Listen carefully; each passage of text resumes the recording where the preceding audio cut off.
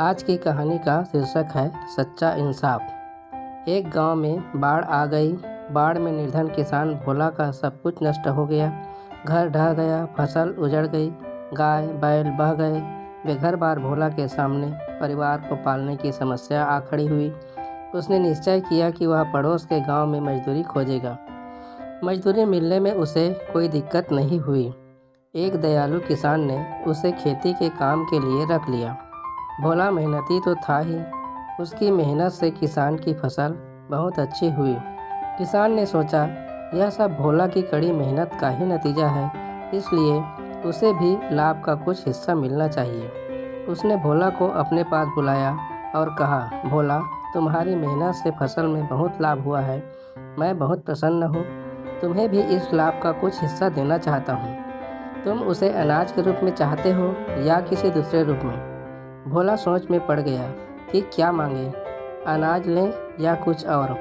उसे ध्यान आया कि मजदूरी में से उसने कुछ रुपये बचा कर रखे हैं, जिनसे कुछ माह का तक परिवार का पेट भर सकता है। उसने किसान से कहा, आपकी मुझ पर बड़ी कृपा है।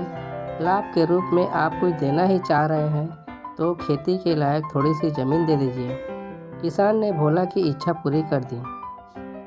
प्रसन्न भोला अपने गांव के एक धनी किसान के पास पहुंचा और उससे मदद मांगी कि वह हफ्ते भर के लिए बैलों की एक जोड़ी उसे खेत जोतने के लिए दे दे तो उसका बड़ा उपकार होगा। काम खत्म होते ही उसने बैल वापस लौटाने का वादा किया।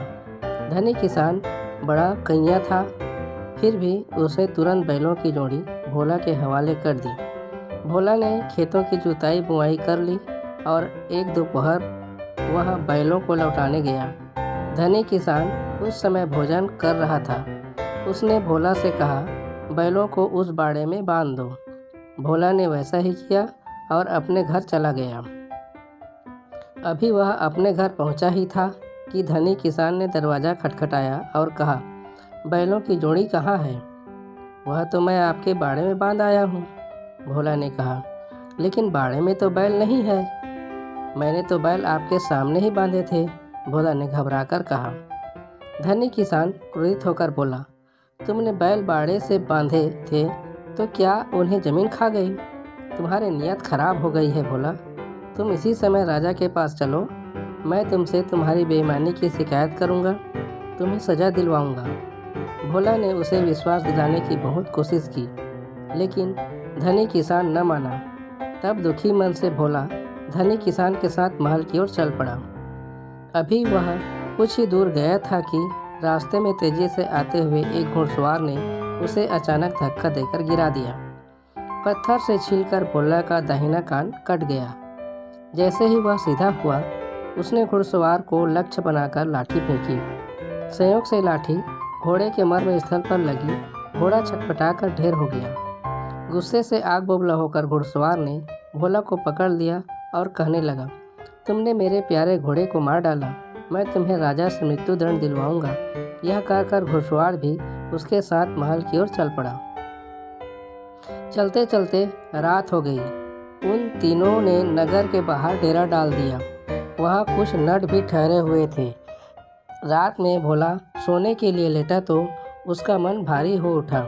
उसने सोचा, दुर्भाग्यवश जो कुछ भी मेरे साथ घटता चला जा रहा है, चाहे उसमें मेरा दोष हो ना हो, पर राजा आजन्म कारावास की सज़ा दिए बिना नहीं मानेगा। और जब मैं किसी प्रकार भी अपने परिवार की देखभाल नहीं कर सकता तो भला जीने से क्या फ़ायदा। इससे बेहतर है कि मैं स्वयं फांसी लगाकर मर जाऊं और जीवन का अंत कर लूं। यह निश्चय करते ही वह आहिस्ता से उठा, नटों के सामान में से एक रस्सी निकाली, रस्सी की बरगद की डाल पर फंसाकर फंदा बनाया, फिर फंदा गले में पहनकर लटक गया। भाग्य ने यहाँ भी उसका साथ नहीं दिया। रस्सी कमज़ोर थी, टूट गई। वह नीचे सोए हुए नटों की मुखिया पर धड़ाम से जा गिरा। भोला के बोझ तले दबकर नटों की मुखिया मर गया। नट जाग गए। उन्होंने भोला को पकड़ लिया और निश्चय किया कि वे भी राजा के पास ले जाएंगे। इसके बाद राजा ने घुड़सवार से पूछा, भोला का कान कैसे कट गया? उसने रास्ते में पत्थर लगा था महाराज। रास्ते पर पत्थर कैसे लग गया? घोड़े का धक्का खाकर वह रास्ते पर गिर पड़ा। घोड़ा किसका था? मेरा था महाराज, घुड़सवार ने कहा। तुम्हें सहारा घोड़ा तो तुम्हें घोड़ा मिल सकता है। घुड़सवार के चेहरे पर चमक आ गई। सो कैसे?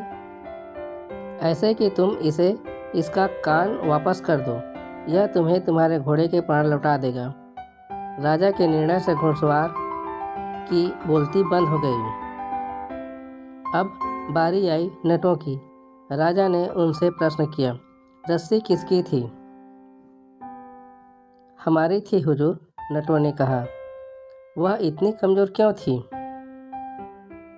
उस पर चढ़कर हम रोज खेल दिखाते थे हुजूर, इसलिए घिस गई थी, नटों ने जवाब दिया।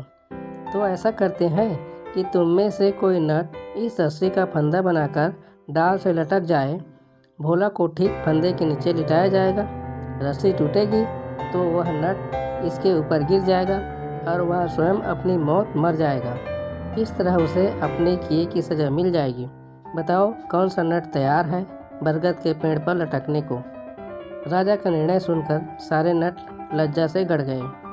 राजा ने भोला को फौरन छोड़ दिया और भोला को व्यर्थ ही प्रताड़ित करने के अपराध में धनी किसान, घुड़सवार और नटों को 10-10 कोड़े लगाने की सजा सुना दी। तो दोस्तों, कैसी लगी आज की कहानी? यदि अच्छी लगी हो तो वीडियो को लाइक करें और चैनल को सब्सक्राइब करके ऑल नोटिफिकेशन के बटन को दबा दीजिए ताकि नए वीडियो की सूचना आपको सबसे पहले मिल सके। वीडियो अंत तक देखने के लिए बहुत बहुत